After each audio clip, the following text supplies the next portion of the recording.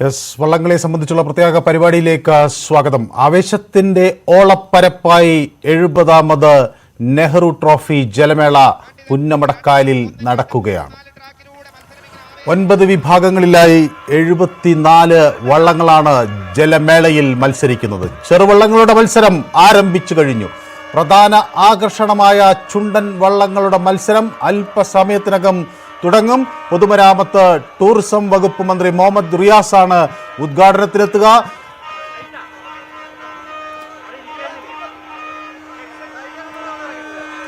കേരളത്തിലെ ഏറ്റവും വലിയ ജലമേളയ്ക്കാണ് ഇന്ന് നമ്മൾ ഈ വർഷം ഒരിക്കൽ കൂടി സാക്ഷിയാകുന്നത്. 74 യാനങ്ങൾ അണിനിരക്കും ഈ ജലപൂരത്തിൽ. തൃശൂർ പൂരം പോലെ കേരളം ഏറ്റവും അധികം നെഞ്ചോട് ചേർത്ത് പിടിച്ച ജലമേള ജലപൂരം എന്ന് തന്നെ വിശേഷിപ്പിക്കാം. 19 ചുണ്ടൻ വള്ളങ്ങൾ വീറോടെ ഇന്ന് പൊരുതും.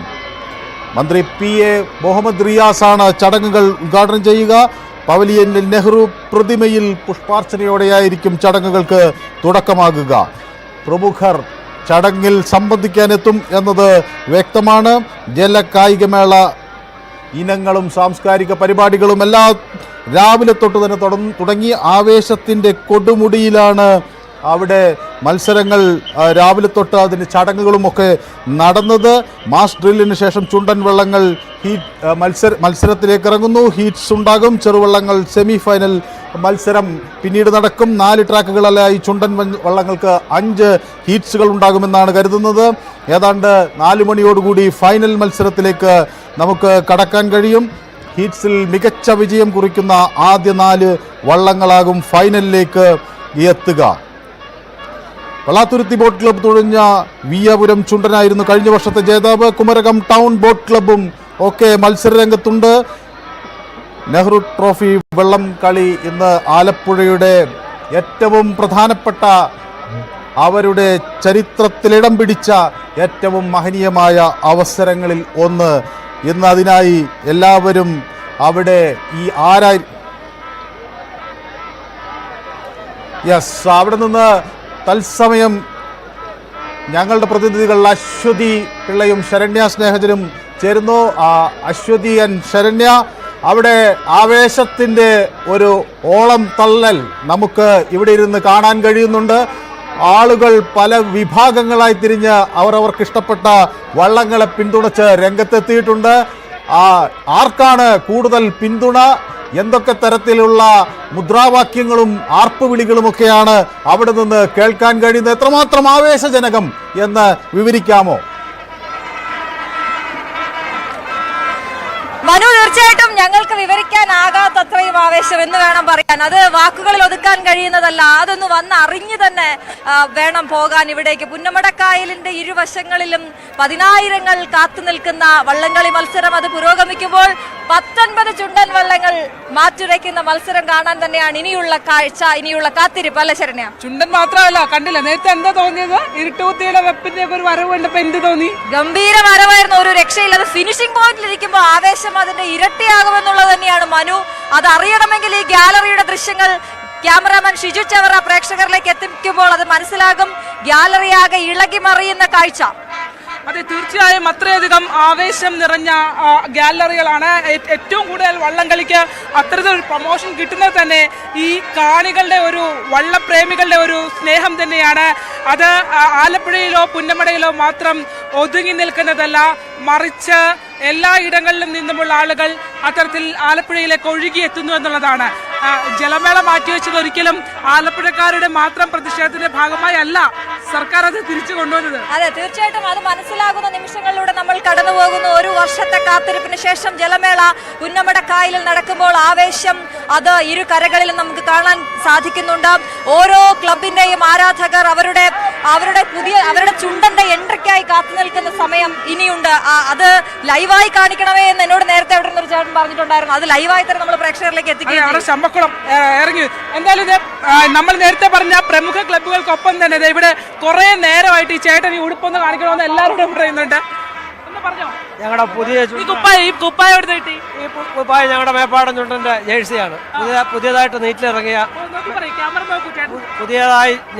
ചുണ്ടനാണ് മേപ്പാടൻ ചുണ്ടൻ.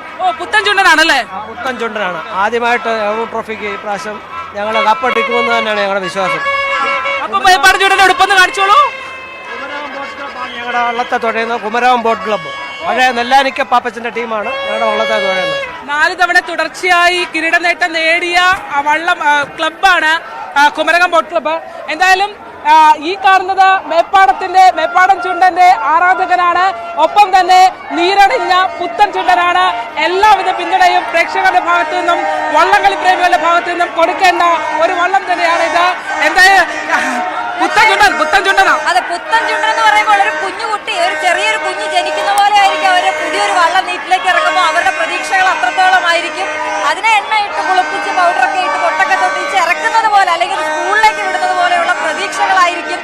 ഇനി ആ കപ്പിലാര് മുത്തമിടുമെന്നുള്ള ആ നിമിഷം വരെയുള്ള നിമിഷങ്ങൾ, ബാക്കിയുള്ള നിമിഷങ്ങളും അത് ഉദ്വേഗം നിറഞ്ഞതാണ് എന്നുള്ളത് നമുക്ക് പറയാതെ വയ്യ.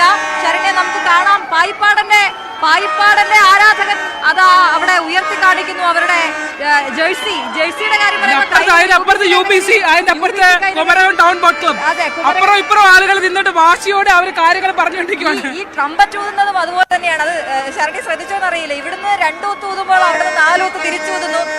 അത്തരത്തിൽ അവരുടെ ഒരു മത്സരം ഈ ഗാലറിയിൽ തന്നെ നമുക്ക് പ്രകടമാണ്. പക്ഷേ പുന്നമടക്കായലിലേക്ക് എത്തുമ്പോൾ ഈ നിമിഷം മാത്രമാണ് അവർ ശത്രു പക്ഷത്ത് നിർത്തുന്നതെന്നും ഈ വള്ളംകളി അവരുടെ ഒരു ആവേശമാണെന്നും അവരുടെ ഞരമ്പിലോടുന്ന രക്തത്തിന്റെ ഭാഗമാണെന്നും നമുക്ക് വ്യക്തമായിട്ട് ബോധ്യപ്പെടും. തോറ്റാലങ്ങ് തോൽവി സമ്മതിച്ച് അടുത്ത തവണ എടുത്തോളാം. അതെ, തീർച്ചയായിട്ടും അതാണ്, അടുത്ത തവണ എടുത്തോളാം എന്ന് പറഞ്ഞുകൊണ്ട് ആ ആത്മവിശ്വാസത്തോടെ മുന്നോട്ട് പോകുന്ന, അതുപോലെ തന്നെ അവരുടെ പ്രാക്ടീസും കാര്യങ്ങളും ഒക്കെ നടത്തുന്ന മേപ്പാടൻ ചുണ്ടന്റെ മറ്റൊരു ജേഴ്സി നമുക്ക് കാണാൻ സാധിക്കുന്നു. മേപ്പാടൻ ചുണ്ടന്റെ ജേഴ്സി ഉയർത്തി കാണിക്കുന്ന പ്രേക്ഷകർ ഓരോ ബോട്ടും അവിടേക്ക് എത്തുമ്പോൾ, ഫിനിഷിംഗ് പോയിന്റിലേക്ക് എത്തുമ്പോൾ ആർപ്പ് വിളിക്കുന്ന കാണികളെ ആവേശത്തിൽ നമ്മൾ കാണാൻ സാധിക്കുന്നു. ഇനി നമുക്ക് അറിയാനുള്ളത് ചുണ്ടൻ വള്ളങ്ങളുടെ മത്സരം എപ്പോൾ നടക്കുമെന്നാണ്. ഇപ്പോ ഈ ഒരു സമയത്തിനനുസരിച്ച് എങ്ങനെയാണ് ശരണ്യ നമുക്ക് ഇനി മനസ്സിലാക്കാൻ കഴിയും? ഏകദേശം ഒരു 3 മണിയൊക്കെ ആകുമെന്നാണ് നമ്മൾ കരുതുന്നത്. പൊതുമരാമത്ത് ടൂറിസം വകുപ്പ് മന്ത്രി മുഹമ്മദ് റിയാസ് ആണ് ഉദ്ഘാടനം നിർവഹിക്കുക. നെഹ്റു പവലിയനിലാണ് അത്തരം ഉദ്ഘാടനത്തിലെ മറ്റു കാര്യങ്ങളൊക്കെ നടക്കുന്നത്. അതിനു മുമ്പ് ഏറ്റവും നയന മനോഹരമായ ഒരു കാഴ്ചയുണ്ട്. അതായത് മാസ് ഡ്രില്ല എന്ന് പറഞ്ഞുകൊണ്ട് ഇവിടെ ഈ 19 ചുണ്ടൻ വള്ളങ്ങൾ മണിനിരക്കും. അതാണ് ഏറ്റവും മനോഹരം. ഏറ്റവും അധികം ആരാധകരുള്ള ഒരു വള്ളം കടന്നു വരുന്നു. ഇവിടെ കാണികൾ, ജലോത്സവ പ്രേമികൾ കൈയടിച്ച ആവേശത്തോടുകൂടി ആ ജലരാജാവിനെ സ്വീകരിക്കുകയാണ്. ആ ജലരാജാവിന്റെ ദൃശ്യങ്ങൾ നമുക്ക് ഇപ്പോൾ നൽകാൻ കഴിയും. അതാണ് മാസ് എൻട്രി, ഇങ്ങോട്ടേക്ക് കടന്നു വരുന്നു. അവരുടെ ചുണ്ടന്റെ മാസ് എൻട്രിയാണ് നമ്മളിപ്പോൾ കാണുന്നത്. ആവേശം അതിന്റെ അങ്ങേയറ്റത്തേക്ക് എത്തുന്നു. ഗാലറികൾ ഇളകി മറിയുന്ന കാഴ്ച. മത്സരത്തിന് മുമ്പ് ഇങ്ങനെയെങ്കിൽ മത്സര സമയത്ത് എന്തായിരിക്കും? ഒരു പുളകം തോന്നില്ലേ? തീർച്ചയായിട്ടും ഉൾപ്പുളകം, ശരീരം ആസകലം കോരിത്തരിക്കുന്ന കാഴ്ച അത് തന്നെയാണ് പുന്നമടക്കായലിന്റെ ഈ ഗാലറിയിൽ നിന്നും തരാനുള്ളത്. ഫിനിഷിംഗ് പോയിന്റിൽ നിൽക്കുമ്പോൾ ആ ആവേശം അത് അങ്ങേയറ്റമാണ് ശരണ്യ. അതെ.